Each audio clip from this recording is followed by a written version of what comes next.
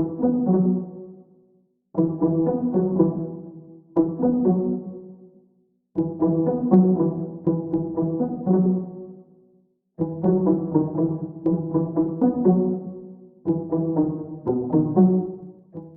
amin'ny resaka asanjolahy dia nitrangana fampitifirana mahery vaika indray tao Anosibe Antananarivo tamin'iny asabotsiny ka nipitsipitsony mahakasika an'izay ny fakafakaina amintsika atao anatin'ity vidéo ity ka manasa antsika rehetra anaraka an'ity vidéo ity hatramin'ny farany azadino ny milaiky ny vidéo antsika ary tsarovatra hatrany miabone amin'ny chaîne antsika mba ahafahanareo manaraka sy tahapaka ny vidéo zay lefako eto isan'andro tsy ampindrena moa isika fa avy hatrany tonga de vavany ndao ary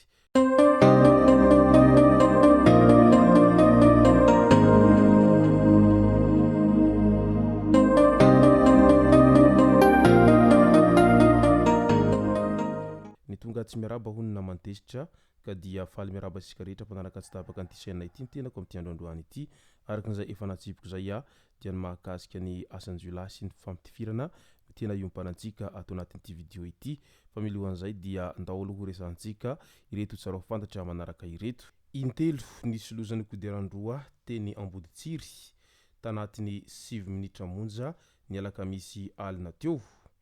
Mpitondra moto iray izay mambo avy any Ambatomainty nidofitra tamin'ny andron-jiro ny Jirama tamin'ny 7 mahery 7 minitra tany hoany. Avy eo nisy moto hafa indray variana tamin'io loza io.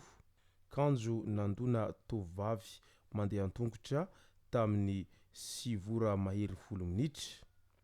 Tamin'ny 7 mahery 70 minitra indray teo amin'ny farmasia mpitondra moto mamo ihany koa ny fatratra tamin'ny taksi. Nogiazana any amin'ny komisaria Alakamisy ireo moto ireo ary naterina tany amin'ny hôpitaly ireo naratra rehetra tao anatin'izay lozana kodiarandroa izay. Azo lazaina arak'izany fa vokatra ny tsy fitandremana sy ny fitiavana mamily kodiarandroa ao anatin'ny hamo no nahatonga anireto loza izay nitranga tao anatin'ny 7 minitra monja teny amin'ny toerana izay voalaza io izay ka niafatra mba mitandrema ihany ry zalahy rehefa mamo ary azadia diso misetrasetra loatra rehefa eo mpitondrasana an'izay kodiarandroa izay fa sao dia ampidi-doza ho an'ny tenanao na ihany koa ampidi-doza ho an'ny hafa. Ao anatin'ny resaka tsy fanipahalemana tratran'ny pôlisy tao Tsararano Anosikely Mahajanga izy mianadahy ireto taorian'ny tranga fanendahana nahazo ny ramatoa iray ny alahady lasa teo iny. Nandeha hiantsena manko ilay ramatoa no nisy roa lahy nisintona ny firavaka volamena teny amin'ny vozony.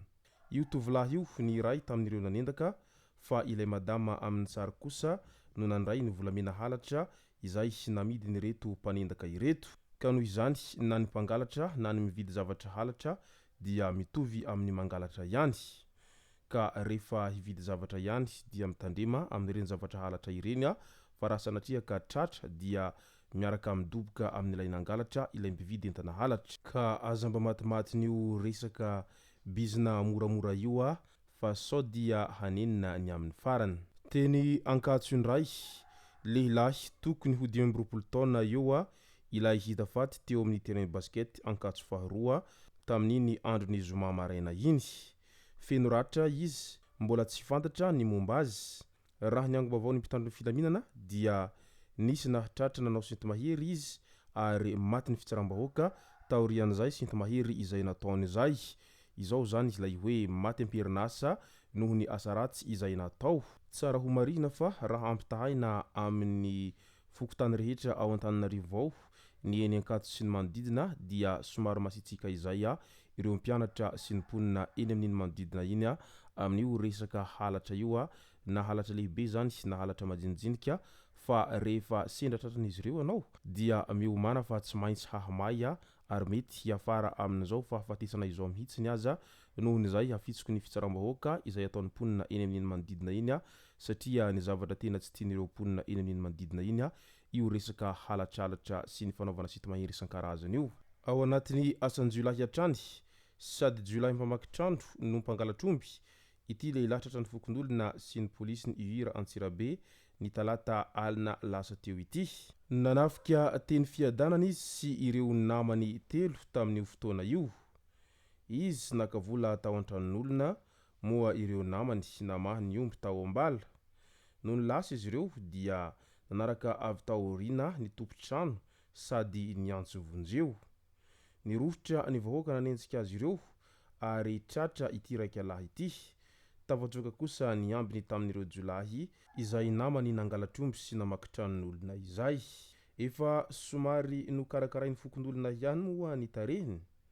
Avy eo vao tonga ny pôlisy izay nakazy, izany hoe efa niharany daroka bojo ity ranamana ity vao tonga avy any ny pôlisy izay nakazy ary nitondra azy mba hanaovana fanadihadiana izay.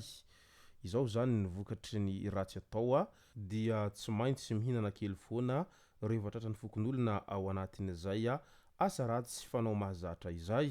Ny fokon'olona raha teo mantsy tsy sangy amin'ireo mpanao ratsy fa raha toa ka taratara fahatongavana ny mpitandro ny filaminana asa angambany nanjo an'ity ranamana ity, mety ny afara hatramin'ny famoizanaina aza raha toa ka tsy tonga ara-potoana ny pôlisy izay nakazy izay. Andao am'izay ho resantsika ny mahakasika ny fampitifirana mahery vaika izay niseho teny Anosibe tamin'iny andro ny asabotsy iny ary nahavoatifitra ny telo lahy tao anatin'izay fampitifirana izay. Fifampitifirana mahery vaika tamin'ny andro ny asabotsy teny Anosibe. Telo lahy maty voatifitra ny sagy. Mpitandro filaminana ny iray amin'ireo lavo nahatratrarana basy misa roa ireo jolahy izay voatifitra teny Anosibe ireo.